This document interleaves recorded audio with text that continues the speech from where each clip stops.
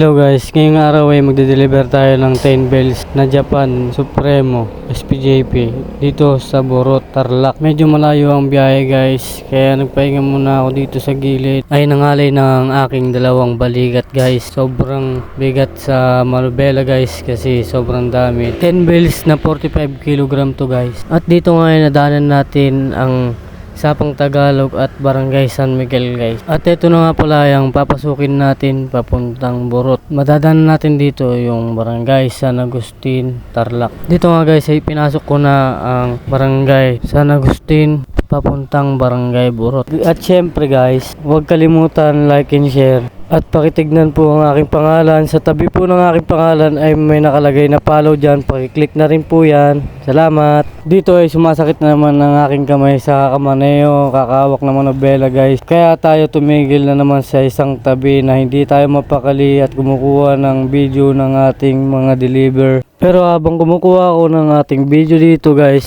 ay iniinda ko. Sumasakit talaga ang aking kamay. Dalawang balikat at isang puwet.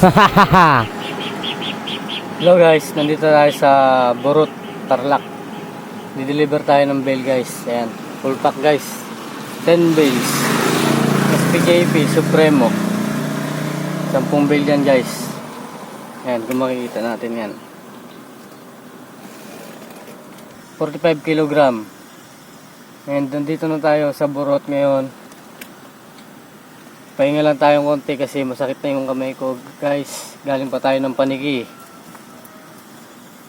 Masakit sa balikat. Nakakangalay guys kasi medyo malayo talaga, malayo-layo. So yan guys, papakita ko sa inyo yung aking dala na bale. Hindi rin pala madali ang pagde-deliver guys dahil naranasan ko na ilang buwan na akong di-deliver guys. Sobrang lalayo din, nakarating pa ako ng kung saan saan, Nueva Ecija, Pangasinan. At ngayon naman guys ay nakita na natin ang bahay na di-deliver natin guys. Ayun nga pala ang bale natin guys ay ipapasok natin doon sa loob. Maghintay lang tayo ng konti guys at maglilinis lang sila saglit doon sa pagpepestuhan natin ng bale. At ngayon naman iayos ko na ang aking camera para lang makunan yung aking gagawin. Dito nga guys ay medyo nahirapan ako mag-ayos ng camera natin at sa wakas natapos ko na rin. Simulan na ang laban. Dito nga guys ay magbubuhat na ako ng belt. Tinatanggal ko dito yung tali kasi nakatali pa pala, nakalimutan ko.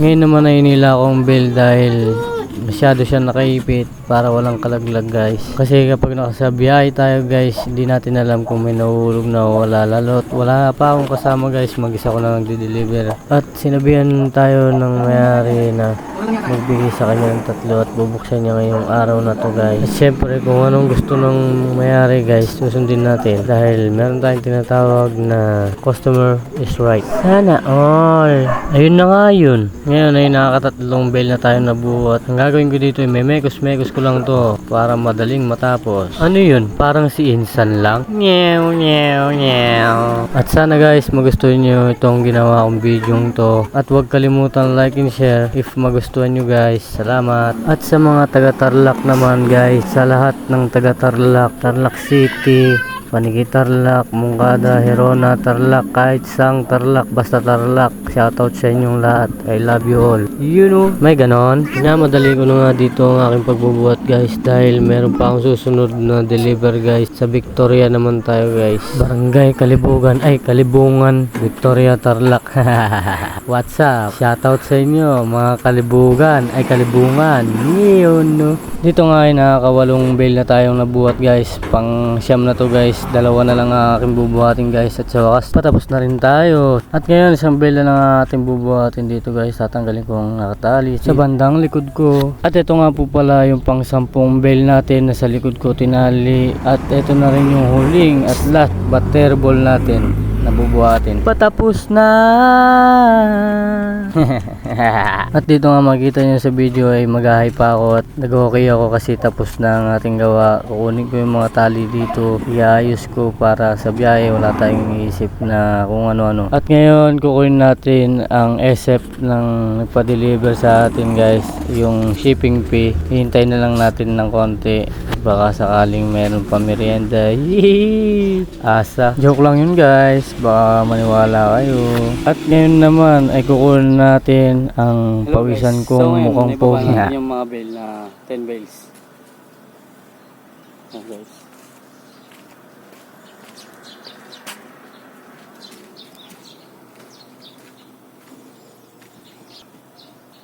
Sobrang nakakangalay kanina. Layo. So mamaya meron pa kasi tayong babalik na naman guys. Isa pang balik.